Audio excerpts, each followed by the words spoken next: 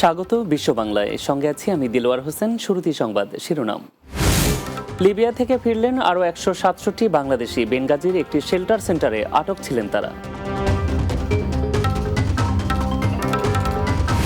সংযুক্ত আরব আমিরাত সহ মধ্যপ্রাচ্যের অনেক দেশে শুরু হয়েছে এসএসসি ও সমমানের পরীক্ষা। বাংলাদেশের শিক্ষার্থী অভিভাবকদের মধ্যে উচ্ছ্বাস। এবং বিনা খরচে আরও কর্মী নেবে জাপান, সমঝোতা স্মারক সই, জানালো প্রবাসী কল্যাণ মন্ত্রণালয়।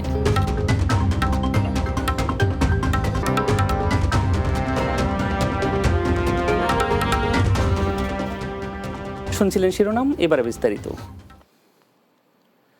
লিবিয়ায় অনিয়মিত অভিবাসী হিসেবে আটকে পড়া আরও 167 বাংলাদেশি নাগরিক দেশে ফিরেছেন। বৃহস্পতিবার সকালে ঢাকার হজরত শাহজালাল আন্তর্জাতিক বিমানবন্দরে পৌঁছান তারা। লিবিয়ার রাজধানী ত্রিপোলির বাংলাদেশ দূতাবাসের এক কর্মকর্তার বরাত দিয়ে এ তথ্য জানিয়েছে সংবাদ মাধ্যম ইনফো মাইগ্রেন্টস। এতে বলা হয়, বাংলাদেশ সরকার ও লিবিয়ার সমন্বিত প্রচেষ্টায় এই বাংলাদেশিদের আন্তর্জাতিক অভিবাসন সংস্থা IOM এর সহযোগিতায় বুধবার তাদের দেশে পাঠানো হয়েছে। উত্তর আফ্রিকার দেশ লিবিয়ার বুরাক এয়ারের একটি ফ্লাইটে বাংলাদেশিদের নিজ দেশে ফেরত পাঠানো হয়। তবে ফেরত পাঠানো বাংলাদেশের মধ্যে 158 জনই বেনগাজির একটি আটক কেন্দ্রে আটক ছিলেন। মালয়েশিয়ার কেদার রাজ্যের 4টি জেলায় বিশেষ অভিযান চালিয়ে বাংলাদেশি সহ 19 জন অবৈধ অভিবাসীকে গ্রেফতার করেছে দেশটির ইমিগ্রেশন বিভাগ। বুধবার Kedah immigration director Mohammad Ridzwan Mohammad Zain এক বিবৃতিতে জানিয়েছেন, গোয়েন্দা তথ্য এবং জনসাধারণের তথ্যের ভিত্তিতে এই অভিযান চালানো হয়। সেখানে সেলাইয়ের দোকান, খাবারের দোকান, কারখানা এবং খুচরা দোকানের মতো বেশ কয়েকটি স্থানে আটককৃতরা অবস্থান করছিলেন। অভিযানে ইয়ান জেলায় 30 জন বিদেশিকে তল্লাশি করে তাদের মধ্যে 10 জনকে গ্রেফতার করা হয়। এছাড়াও কোটা সেতারের অপ বেলাঞ্জা থেকে 5 জন, পেডাঙ্গের অপ সাপুতে 3 জন এবং কুয়ালা মুদায় থেকে আরও একজনকে গ্রেপ্তার করা হয়েছে। দেশের সাথে মিল রেখে সংযুক্ত আরব আমিরাতের 2টি স্কুলে শুরু হয়েছে এসএসসি ও সমমানের পরীক্ষা। বৃহস্পতিবার স্থানীয় সময় সকাল 8টা থেকে শুরু হয় এই পরীক্ষা। আবুধাবি প্রতিনিধি এম আব্দুল মান্নান জানান, বাংলাদেশ দূতাবাসের তত্ত্বাবধানে আবুধাবির শেখ খলিফা বিন জায়েদ স্কুল থেকে 53 জন পরীক্ষার্থী অংশ নিয়েছে। তাদের মধ্যে 24 জন ছেলে এবং 29 জন মেয়ে। এদিন পরীক্ষা নিয়ন্ত্রকের দায়িত্বে ছিলেন আবুধাবিস্থ বাংলাদেশ দূতাবাসের DCM মিসেস শাহনাজ পারভিন রানু এবং কেন্দ্র সচিবের দায়িত্বে ছিলেন বাংলাদেশ স্কুলের ভারপ্রাপ্ত অধ্যক্ষ মিসেস কিরণ আক্তার। এছাড়াও পরিদর্শকের দায়িত্বে ছিলেন স্কুলটির সিনিয়র শিক্ষক আব্দুল গনি সিদ্দিকী, মোহাম্মদ জাকির হোসেন ও মোহাম্মদ আবু তৈয়ব। অপরদিকে দুবাইস্থ বাংলাদেশ কনসুলেটের তত্ত্বাবধানে রাস আল খাইমার প্রাইভেট স্কুল থেকে পরীক্ষা দিচ্ছে 27 জন শিক্ষার্থী। তাদের মধ্যে 16 জন ছেলে এবং 11 জন মেয়ে পরীক্ষার্থী রয়েছে। সেখানে কনসুলেটের দায়িত্বপ্রাপ্ত ছিলেন মিস্টার আশিক কুমার সরকার। ভালো পরীক্ষা হয়েছে এবং আশা করছি আরো সামনের পরীক্ষাগুলো ভালো হবে ইনশাআল্লাহ। ভালো লেগছি, কমনও পড়ছে এবং আমরা আশা করি আমরা ভালো রেজাল্ট করবো ইনশাআল্লাহ। খুবই সুন্দরভাবে তাদের পরীক্ষায় অংশগ্রহণ করেছে এবং স্বতঃস্ফূর্তভাবে তারা পরীক্ষার খাতায় লিখেছে। সুন্দর পরিবেশে সকল ছাত্রছাত্রী সবাই উপস্থিত ছিল এবং সুন্দরভাবে তারা পরীক্ষা দিতে পারছে। যে বিদেশে তো বাচ্চাদের এত বাংলা চর্চা থাকে না, তারপরেও তারা কোশ্চেন পেপার এবং সবকিছু মিলিয়ে বেশ ভালো রেসপন্ড করেছে।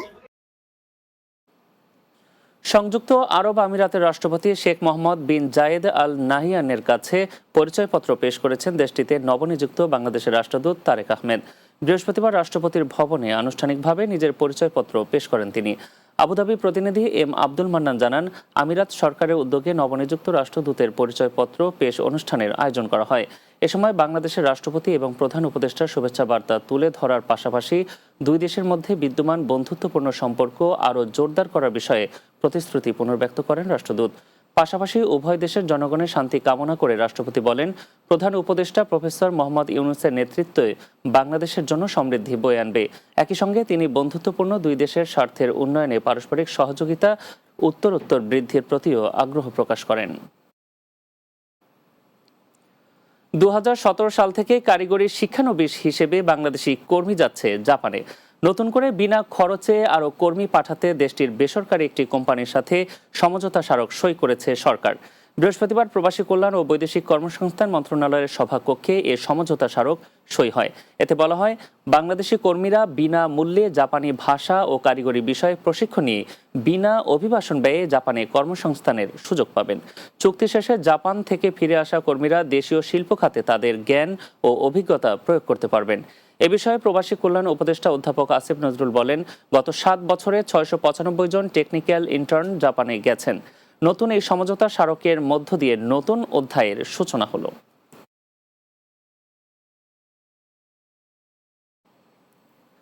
বিশ্ব বাংলা নিচ্ছে এবার ছোট্ট একটা বিরতি। ফিরে আসার পর অন্যান্য সংবাদের সাথে আরও যা থাকছে। লন্ডনে ব্রিটিশ বাংলাদেশি সলিসিটরদের ঈদ পুনর্মিলনী অনুষ্ঠিত। আয়োজন পরিণত হয় মিলন মেলায়।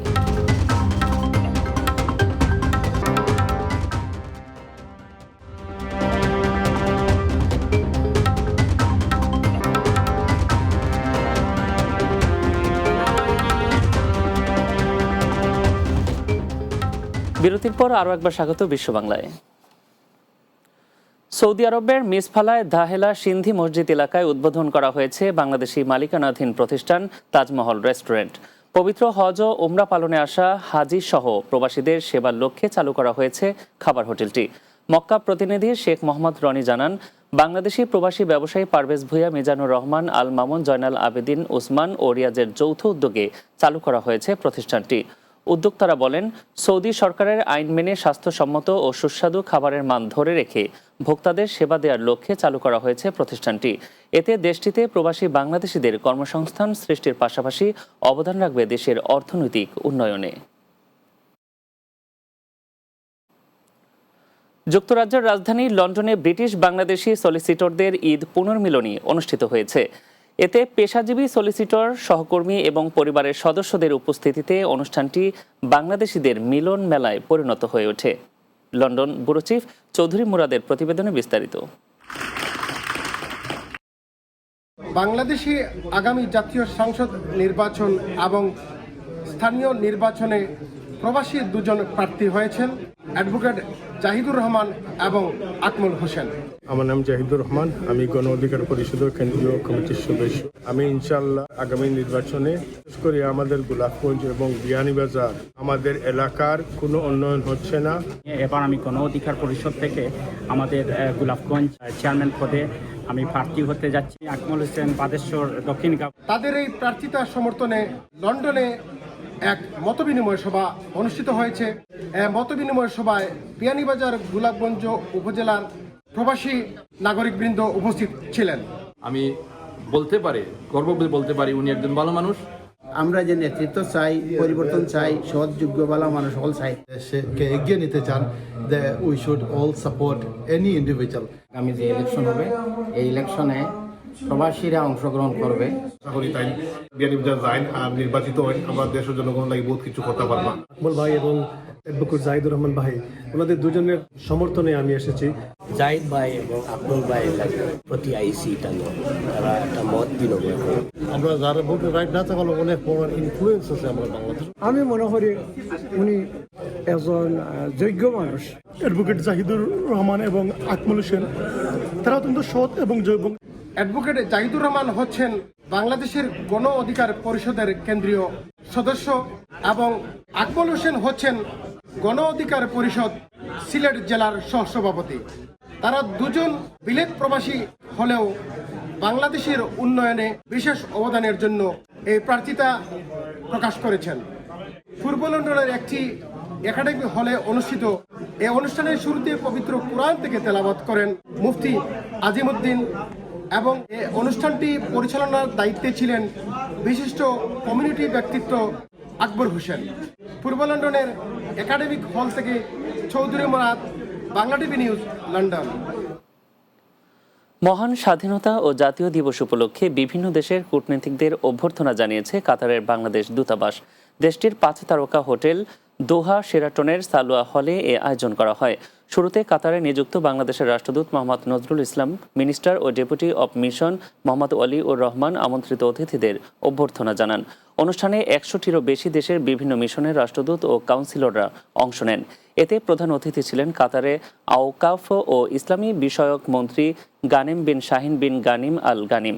অনুষ্ঠানে আরও উপস্থিত ছিলেন সামরিক উপদেষ্টা brigadier general M Khairuddin, councillor Mobashwera Kaderi, শ্রম councillor Mohammad Mashudul Kabir, councillor visa ও পাসপোর্ট মোহাম্মদ মাহাদি হাসান, শ্রম কাউন্সিলর তন্ময় ইসলাম, প্রথম সচিব আবদুল্লাহ আল রাজি এবং প্রথম সচিব ও দূতালয় প্রধান মোহাম্মদ নাসির উদ্দিন।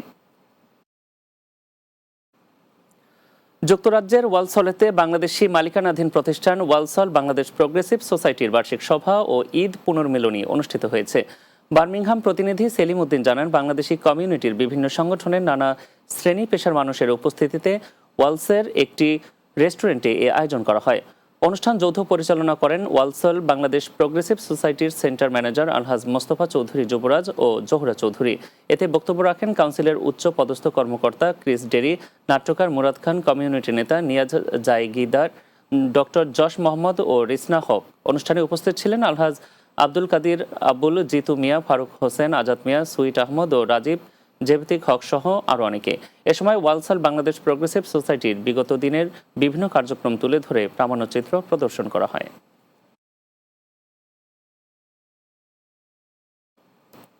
শেষ করব বিশ্ব বাংলা, তার আগে সংবাদ শিরোনামগুলো জানিয়ে দিচ্ছি আরও একবার।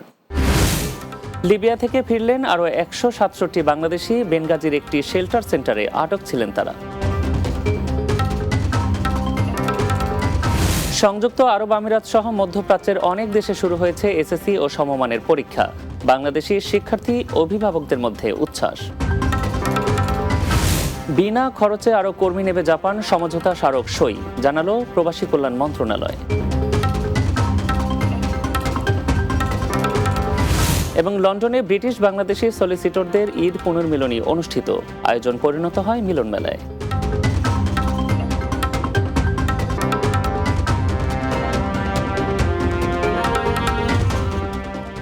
এই ছিল বিশ্ব বাংলায়। এতক্ষণ সঙ্গে থাকার জন্য ধন্যবাদ সবাইকে।